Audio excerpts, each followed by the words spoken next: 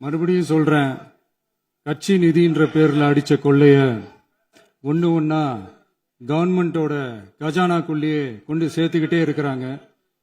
இப்பவும் சொல்றேன், மக்கள் பணத்துல இருந்து ஒரு பைசா கூட தொடமாட்டோம், தொடவும் விடமாட்டோம், தொட்டா விடமாட்டோம், இதுக்கு முன்னாடி தொட்டவங்களையும் விடமாட்டோம்.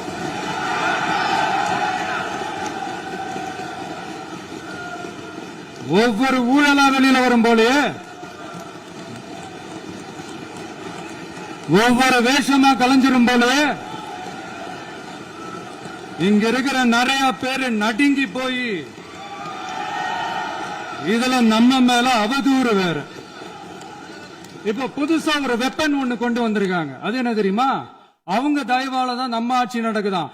மக்கள் தயவால இந்த ஆட்சி நடந்துகிட்டு இருக்கு. மனசாட்சி உள்ள சக்திகளோட ஆதரவால இந்த ஆட்சி